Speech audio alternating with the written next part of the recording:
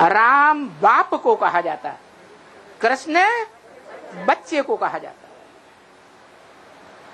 तो जो मनुष्य सृष्टि का बाप है, वो मनुष्य सृष्टि का बाप पुरुषार्थी जीवन में शंकर के रूप में है। बड़ा देवता तो है, लेकिन भगवान नहीं है। वो ही पुरुषार्थी जीवन धारण करने वाला, पुरुषार्थ संपन्न होने पर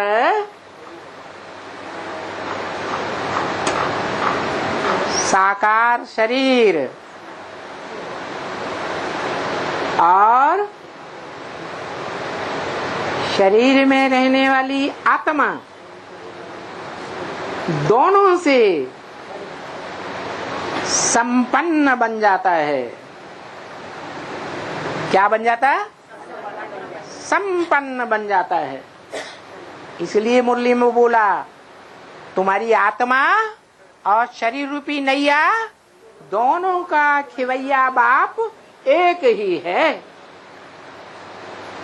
आत्मा को भी विषय सागर से पार ले जाएगा और तुम्हारे शरीर को भी पार ले जाएगा। मैं बड़े से बड़ा वंडरफुल धोबी हूँ, क्या ऐसा धोबी नहीं हूँ जो कपड़े ले और फाड़ के रख दे, सड़ा के रख दे। मैं ऐसा धोबी हूँ कि तुम्हारे कपड़ों को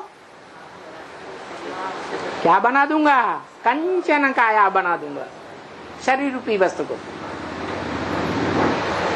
जो दुनियावी गुरु लोग हैं, उन्होंने भगवान के काम को अपने ऊपर डाल लिया। कबीर जी ने भगवान बन के लिख दिया, शिवो हम, क्या लिखा? चदरिया भीनी भीनी रे। सो चादर सुर नर मुनि ओढ़ी, ओढ़ी के मैली कीनी चदरिया। क्या?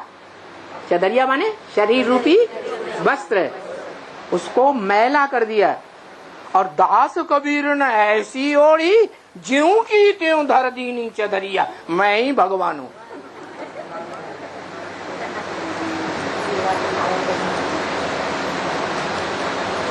तो देखो, मनुष्य गुरुओं ने अपने को भगवान समझ करके अपने ऊपर बात ढाल दी। बात है भगवान की कि भगवान जिस तन में साकार होकर संसार में प्रत्यक्ष होता है, वो शरीर रूपी 16,000 वस्त्रों को तो छोड़ो, यथा राजा तथा प्रजा 4.5 लाख वस्त्रों को, चदरियों को ज्यों का त्यों जैसे सतयुग में थे सोने के वस्त्र, ऐसा सोने का चोला बनाकर रख देता है। क्या? और मनुष्य जो हैं उस चदरिया को ओढ़ते हैं, कन्या पवित्र को धारण करते हैं जीवन में, और बड़पेटा माँ बना के रख देते हैं। क्या बना देते हैं? बड़ी शक्ल वाली माता बना के रख देते हैं। नहीं तो देवियों को माता के रूप में दिखाते हैं या कन्या के रूप में दिखाते हैं। वो किस समय की बात है? जो 9 कन्याएं, 9 देवियां कन्या के रूप में आज तक भी पूजी जाती हैं। एक भी देवी माता के रूप में मोटी कमर वाली नहीं दिखाते। ये अंतर पड़ जाता है। ये भगवान का करिश्मा है। क्या? ये शैतानों का करिश्मा नहीं है। वो भगवान जब आप समान भगवान भगवती बनाता है, तो जिनको भगवान भगवती बनाता है उनके जीवन में अमोघ वीर के गुण को धारण करा देता है। और वो अमोघ वीर्य किसके लिए गाया जाता है? शंकर के लिए गाते हैं। जो भक्तजन नहीं जानते कि शंकर की आत्मा अलग और शिव की आत्मा अलग है, वही शंकर की आत्मा जो पुरुषार्थी जीवन में शंकर है, वही पुरुषार्थ करके करते अंत में शिव समान शिवलिंग बन जाती है। साकार लिंग और निराकार बिंदु आत्मा दोनों का मेल बन जाती है।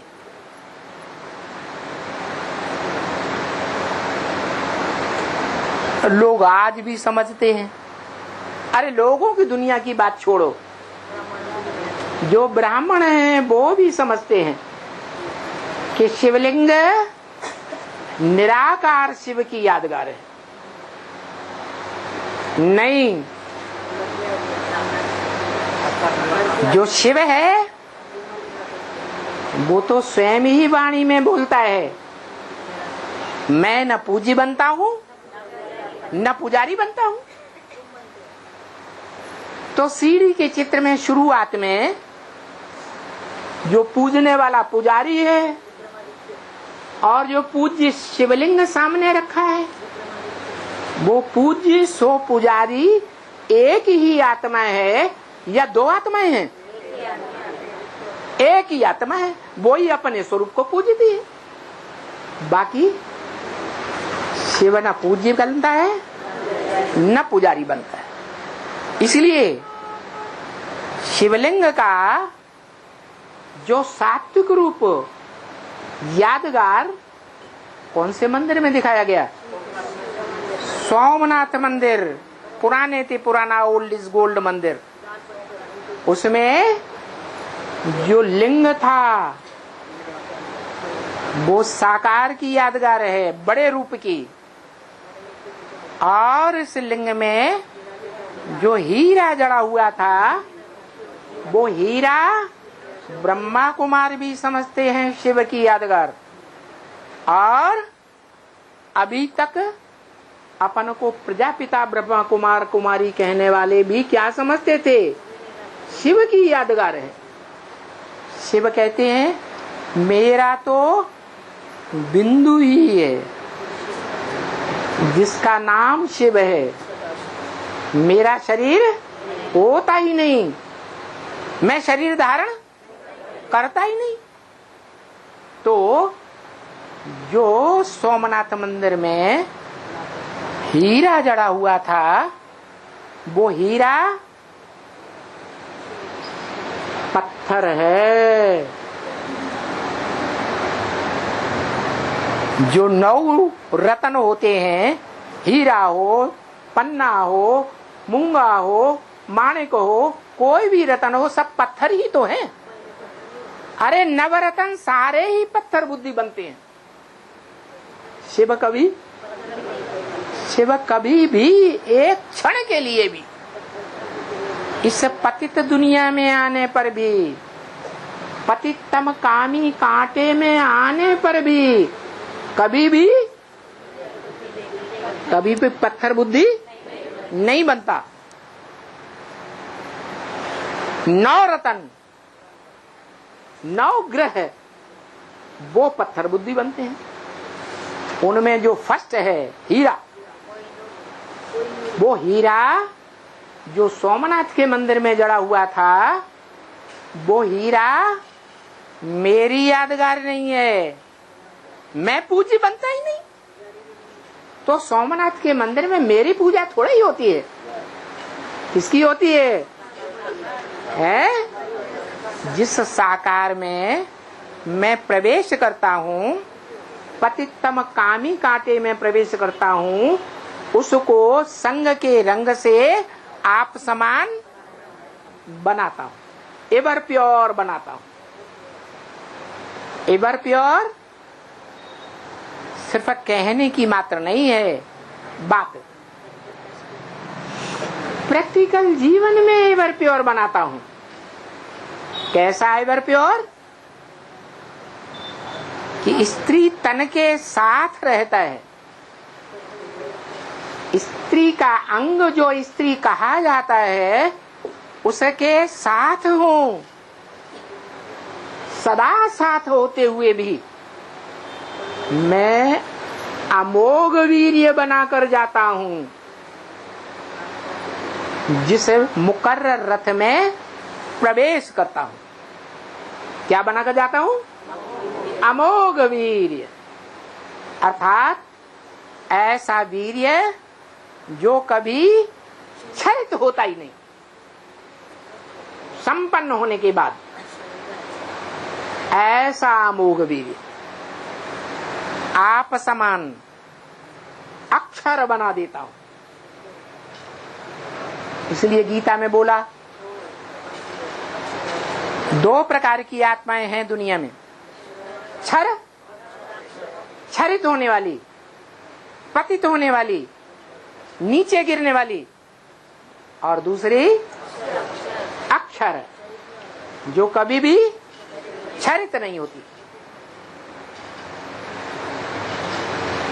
उनमें भी एक तीसरे प्रकार की और आत्मा है क्षर होने वाली आत्माओं में, जो परम पद पाती है, विष्णु पद पाती है।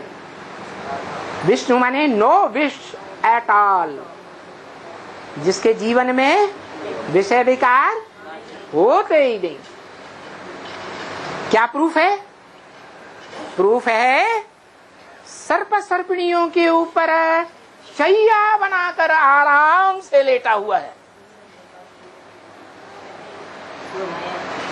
नहीं तो सर्प सर्पिणी बड़े कामी दिखाई जाते हैं। काम वासना में अगर कोई अव्वल नंबर प्राणी देखना हो तो सर्प का मिसाल है। उन सर्प सर्पिणियों को शैया बनाए देता हूं और उन पर आराम से लेटा रहता हूं। मुझे और मेरी इंद्रियों को कोई प्रकार का उद्वेग प्राप्त नहीं होता, कोई प्रकार का आवेग नहीं आता इंद्रियों में। इसलिए नाम रखा है विष्णु, नो विषय टाल। संकल्प में भी विषय वासना का संकल्प नहीं, दृष्टि में भी विषैलापन नहीं, कोई इंद्रियों में विषैलापन नहीं। तो 3 प्रकार की आत्माएं हुई,